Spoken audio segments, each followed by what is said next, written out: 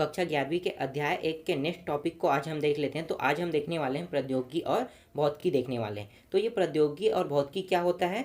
तो प्रौद्योगिकी जो होता है विज्ञान के नियमों एवं सिद्धांतों की सहायता से असंसाधनों को संसाधनों में बदलने की प्रक्रिया को प्रौद्योगिकी कहते हैं। अब यहाँ पे असंसाधन और संसाधन का जिक्र हुआ है, तो ये असंसाधन और संसाधन क्या होते हैं? तो देखो यहाँ पे हम पहले इनको जान लेते हैं। संसाधन क्या होते हैं? जो मानव के उपयोग में आता है उसे हम संसाधन कहते हैं। मानव उपयोगी क्या क्या चीज़ें हो सकती है? मानव उपयोगी जैसे कि मोबाइल है, आपका पेन है, आपका बुक है, पानी है। जो चीज़ें मानव के उपयोग में आता है वो सारे के सारे चीज़ें क्या होगा? संसाधन होगा। समझ में आ गया संसाधन? तो इन चीज़ों को हम संसाधन के रूप में देख सकते हैं। इसी तरह से अब हम जान लेते हैं असंसाधन को जान लेते हैं। तो असंसाधन क्या होता है? असंसाधन जो मानव के उपयोग में नहीं आता है उसे हम क्या कहेंगे? असंसाधन कहते हैं। असंसाधन का अर्थ यही है कि जो मानव उपयोगी ना हो उसे हम असंसाधन कहते हैं। जैसे कि असंसाधन में एग्जाम्पल में क्या क्या ले सकते हैं? जैसे कि गुरुत्वाकर्षण। गुरुत्वाकर्षण आप जानते हो, लेकिन इसका उपयोग आप करते हो क्या? नहीं करते हो, तो ये क्या? असंसाधन है। इसी तरह से उष्मागतिकी है, मतलब उष्मा जो है, उष्मा भी क्या है? असंसाधन है, इसका भी उपयोग आप नहीं कर सकते। आकाश है, आकाश का भी उपयोग आप नहीं कर सकते। तो ये सब के सब क्या है? असंसाधन है। तो इन्हीं असंसाधनों को अगर हम संसाधन में बदल देते हैं, मतलब ये मानव के उपयोग में अगर आ जाता है तो क्या कहलाएगा? प्रौद्योगिकी कहलाएगा। समझ में आ रहा है टॉपिक? चलो अब इसे बदलते कैसे हैं तो जान लेते हैं। जैसे कि गुरुत्वाकर्षण जो नियम है, ठीक है, गुरुत्वाकर्षण जो है उसका हम उपयोग कहाँ पे करते हैं? गुरुत्वाकर्षण का हम उपयोग करते हैं अंतरिक्ष यानों में, उपग्रहों का प्रक्षेपण में हम गुरुत्वाकर्षण का उपयोग करते हैं। तो ये क्या था? असंसाधन थे, इसको हमने बदला किस में? संसाधन में। कैसे? जैसे ही हमने इसको उपयोग किया ये किस में बदल गया? संसाधन में।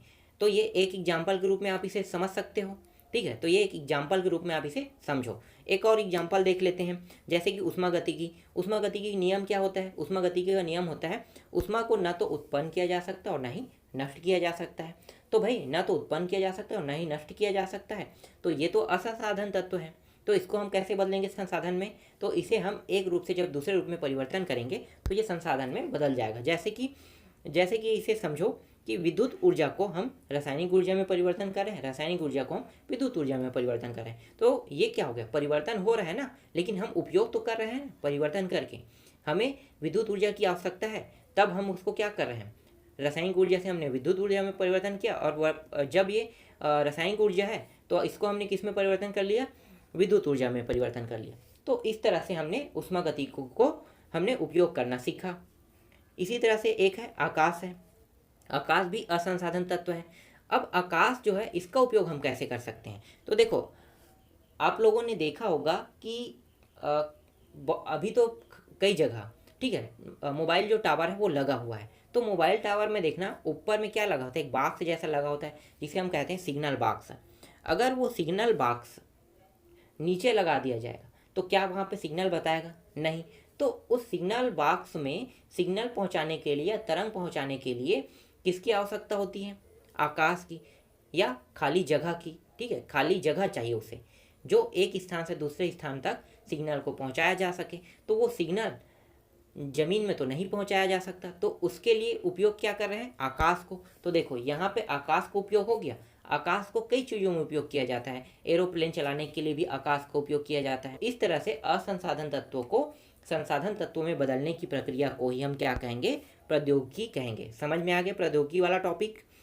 अब इसमें कुछ सारणी दिया हुआ है 1.1। इसमें जितने भी टॉपिक हैं ये बहुत ही महत्वपूर्ण है, इसको आप लोग पढ़ लेना है। इसको इसमें समझाने लायक कुछ है नहीं, इसलिए मैं इसे समझा नहीं रहा हूँ। तो सारणी जो 1.1 में है प्रौद्योगिकी, उपलब्धि और वैज्ञानिक नियम यहाँ पे दिया हुआ है। तो कुल यहाँ पे 12 दिया हुआ है। जो जेई या नीट की तैयारी करना चाहते हैं उनके लिए तो ये बहुत महत्वपूर्ण है, तो वो लोग इसकी अच्छे से तैयारी करना। और जो इन सब की तैयारी नहीं करना चाहते उसको ये पढ़ने की ज़रूरत नहीं है, लेकिन यहाँ से एक नंबर के प्रश्न बनने की संभावना बहुत होता है, तो वो लोग कम से कम एक बार पढ़ के देख लेना। इसी तरह से सारणी 1.2 है। 1.2 में भी आपको देखना है कुछ महान भौतिक वैज्ञानिकों के नाम एवं उनके कार्य लिखा हुआ है। तो इसमें भी कुछ नाम और उनके कार्य या मतलब खोज दिया हुआ है, तो इसको भी आप अच्छे से थोड़ा सा तैयार कर लेना। ये बहुत ही महत्वपूर्ण टॉपिक है। कम से कम ये बड़ा क्वेश्चन तो नहीं बनाएगा, लेकिन छोटे छोटे क्वेश्चनों में आपके एक नंबर का जो क्वेश्चन है उसका ये सॉल्यूशन बना सकता है, इसलिए इसकी तैयारी आप कर लेना। बाकी जो टॉपिक है बचा है उसको मैं आपको नेक्स्ट वीडियो में बताऊंगा।